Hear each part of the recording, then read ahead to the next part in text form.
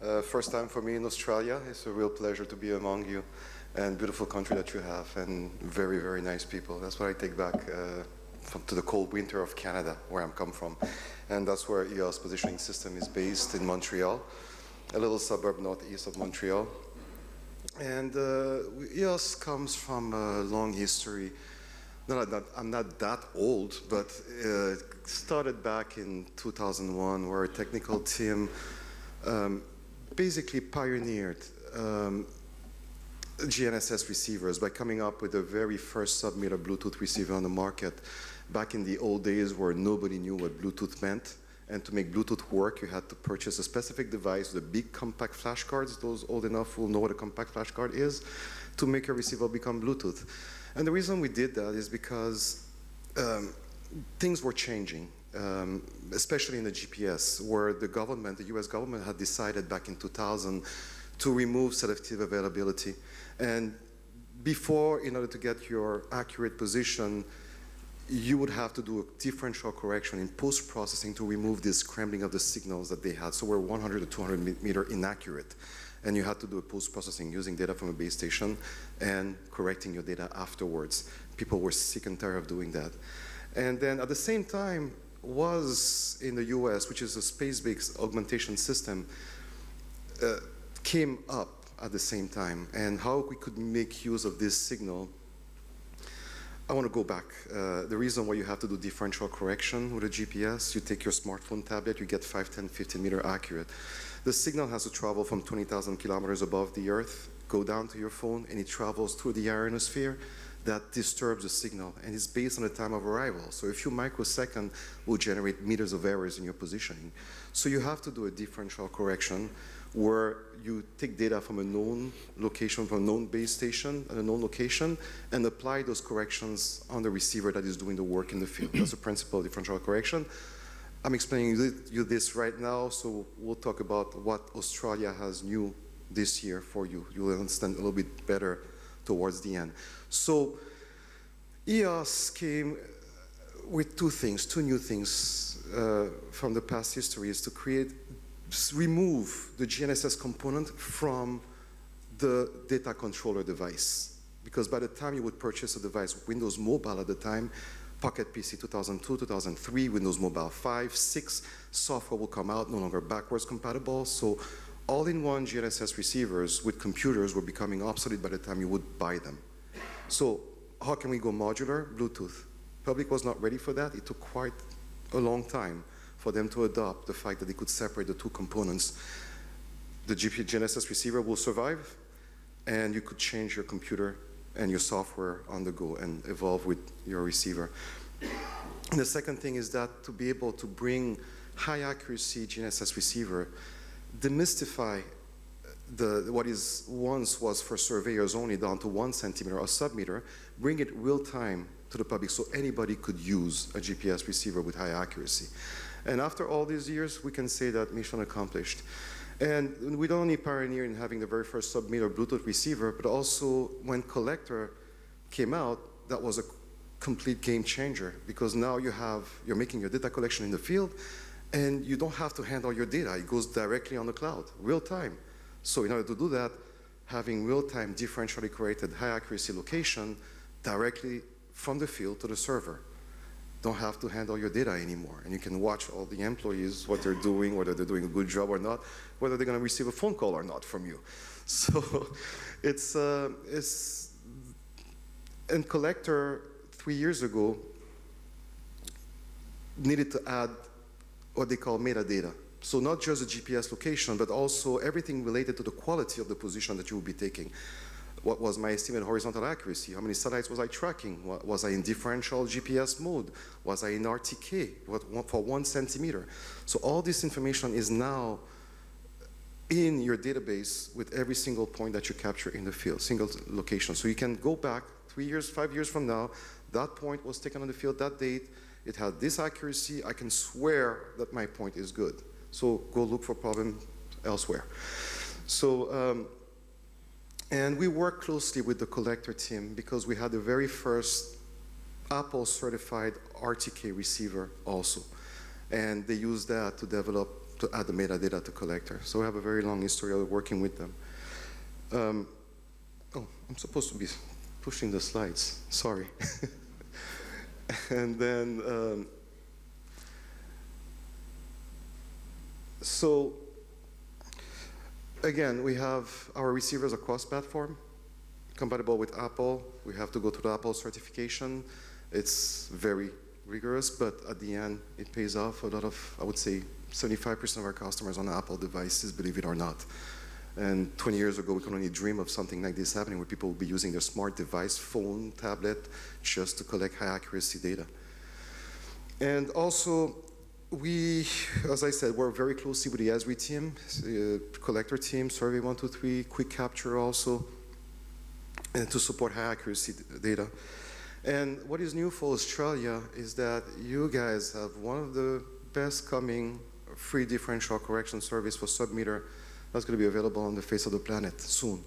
You already have it today, but it's going to get better. We'll talk a little bit more about this, where you can get free differential correction to get submeter accuracy anywhere in Australia and New Zealand. This is being put in place by our government. More about this later. And also we work with our, oh, man, I'm sorry. I'm supposed to switch that. I have a tough time with this afternoon. Also, we innovate for our customers, where we support various workflows that they might need in the field. One of them that we did last year was laser offset measurements. We had, for example, a water company, one of our big customers in the US, called us and say, hey, we would like to map 3 volts in the middle of the street, but we don't want to block traffic. Can we map them from the sidewalk? Or a zoo, for example, and they made a centerfold story of Arc News this summer, where a gardener decided to map all the assets in the zoo, which is like all sort of utilities, gas, water, electric, everything is there in a zoo. Animals don't want to get eaten, don't want to be eaten by the lions. So you have to map all the assets from afar. So you can do that with laser range mapping and laser offset measurements. We brought that in the field in a workflow for collector. And another one that we released a few weeks ago was a locator, underground locate utility, where people need to map buried assets. So they will go, the current workflow is that they go, one team goes, locate, put spray paint, and if it survives the rain or cutting the grass, another team has to come afterwards and map, and no data, no depth below cover, no nothing. So now we're combining all these into one workflow directly in collector in the field, where you can press a button on your locator, you record the location, record all the metadata coming from the locator, also the depth below cover, your absolute vertical accuracy of your buried asset is computed, and it goes directly in the cloud on your map. And also, we have also implemented vertical data for Australia. Jury 2020 is already supported in the receivers, and you're able to get very accurate elevation directly in collector, Survey 123, Quick Capture, anything that you want. So we will pass on the microphone to Pierre from HIMA, who is one of our customers. He was an early adopter of the new Australian free differential correction via satellite, the Australian New Zealand SBAS system. And I'll get back after that for more about SBAS. So Pierre.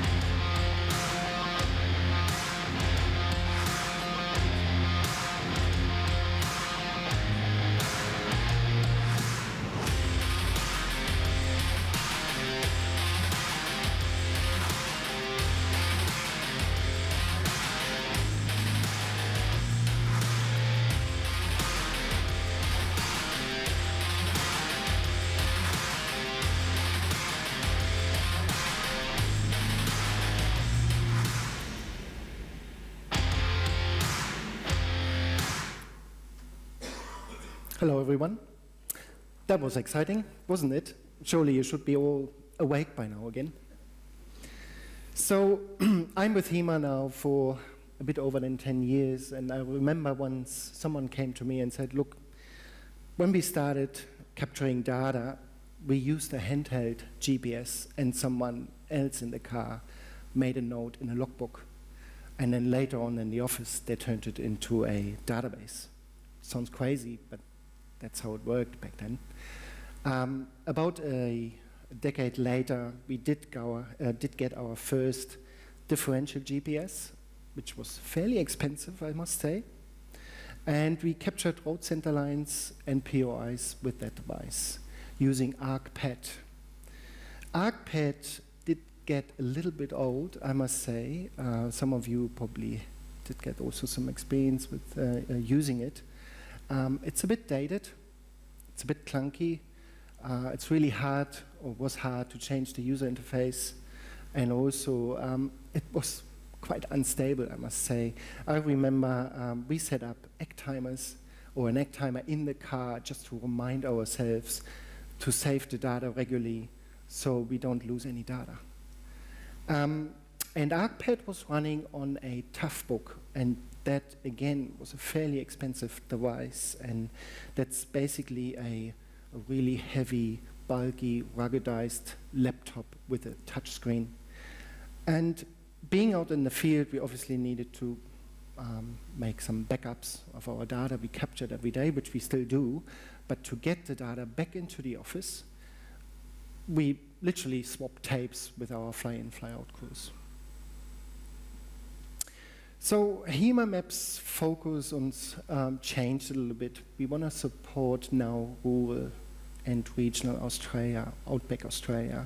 How do we do this? I have to go a step back because something happened about a year ago. HEMA Maps merged with another company called Adventures Group from Bauer Media. And they came already with a lot of rich content and their range of outdoor magazines. And we realized there's a good synergy or a benefit of merging both their rich content and our spatial content. So how do we support outback and regional Australia? When you look at the latest census data, you realize most of the population lives at the outer, well, the coastal area of Australia. So how do we drive tourism and people into outback regional Australia to promote those areas? We have already partnership with land council and regional communities for data collection, just to highlight their assets, their local assets, tourism attractions, and also to help in protection their secret sites. So how do we drive tourism and helping those remote areas? And we do that with what we can do best, capturing data and creating beautiful products. So what we did already, we helped, for instance, the Northern Territory tourism and created a four-wheel drive self-guided guidebook. We also launched recently a HEMA X digital platform where you can later on create a profile, do some booking, plan your trip with all our data built in, and also our latest product, the vector map, which is a multi-scale map. We already successfully launched a platform called GeoWikiX for CMCA, which is the Caravan and Motorhome Club of Australia. And we also launched just recently a web platform for the region in New South Wales, New England, High Country. So how did the transition go to the new Aero 100? So we talked to the people from 4D Global, and they said, look, why don't you try the Aero 100 for your data capture? And the beauty about the Aero 100, it's firstly a lot cheaper than any other competitor out there. There is no subscription attached to it to get the sub-meter accuracy. You can easily connect it via Bluetooth to any mobile device, whether it's iOS or Android or Windows tablet. You might even want to use a serial connection if you want to. It's really lightweight and battery driven, so you can take it out of the car, go for a walk, and capture a bushwalk if you like. And also, again, it's the sub-meter accuracy you get with it. So what do we capture with the Aero 100 GNSS receiver? So we capture still road center lines, but we also capture road point data. And why do we capture point data is because we get a lot more extra information, which means elevation, speed, direction of travel, which later on we can use for other analysis to, for instance, come up with track difficulty. We still have other dedicated devices to capture POI data, photos, videos, and again, everything with the Aero 100 is sub-meter accuracy. So I'd like to get Jean-Yves on stage again, talking about the ASBAS.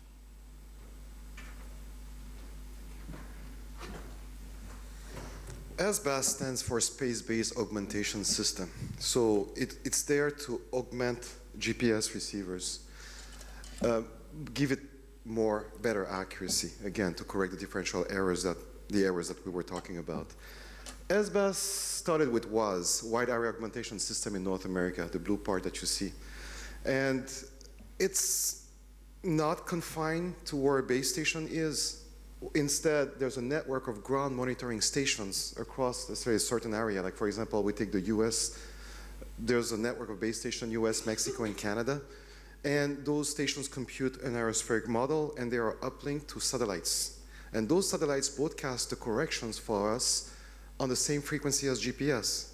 So the receiver is able to get a GPS signals and also the corrections for the GPS. And with our receivers, we're able to go down to about 40 to 60 centimeter accuracy using the WAS signal. And we do other things with it, but we're able to really nail it down to those accuracies. And you have other SBAS systems around the world. For example, IGNOS in Europe. Then you had MSAS in Japan. You had GAGAN in India. So all these augmented systems for GPS. And Australia is currently in a test bed. Don't forget, I need to add that those signals, those systems are primarily made for aviation. So it has to have what they call safety of life or precision approach of the aircraft. So it has to be extremely reliable. So before a system is certified for the aviation, it has to go rigorous testing about 2-3 years. So Australia has decided to venture into that path finally. And they have a network of stations, and they call it the system now is in test bed, it's test mode. Until next year. It's been test mode for the last year. They have the network of stations, and it's between Geoscience Australia and New Zealand, so this entire area is covered. And they are constantly monitoring the system while it's in test bed. And they now have outages. Of course, there will be outages of a few hours or a day, but they notify the end users. So you can subscribe to the newsletter, and if you start using it, you know that day avoid going to the field. And here's the list of stations they're currently using. And with that, this is what I was talking about, the ionospheric grid, which is computed and uplinked to the satellite, which is just due north of Australia on the equator. And you need to see the satellite, and you need to be within the green areas of the map in order to have your sub-meter accuracy, and it's free, and it's usable today. What's going to happen with this system is that right now Lockheed Martin has a contract for the test bed. It's going to go until the summer of next year, and then they're going to go to a tender. And after that, the company who's awarded the contract will implement the real monitoring stations on the ground. Right now, they're using some of the CORS network stations to have the test bed for the feasibility, but they're going to have an independent, completely independent network of monitoring stations on the ground And after that, they're going to go to the certification process, which is going to take 2-3 years. But again, the signal is usable. It was usable for years. Same thing for the other systems. So accuracy is phenomenal. One way that, Australia is the last one to come on board with an SBAS system, but they're also the first one to innovate.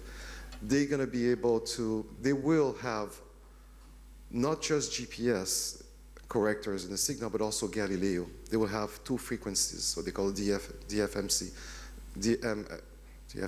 dual frequency mode corrections. And they will be able to broadcast correctors for GPS and get the 2 constellations on 2 frequencies. And also, they will also include what they call a PPP, precise point positioning in RTK mode, where you'll be able to normally, in theory, go down to 10, 15, 20 centimeters. All this is supposed to be free of charge. So it's a great system being put in place, and very happy that someone is innovating and twisting the hands of the other SBAS systems around the world. I think Galileo also in Europe, IGNAS, I'm sorry, in Europe will follow up also, just like on the trace of Australia. So you guys are doing good. It's very happy to see that your government is doing such a great job. Back to Pierre.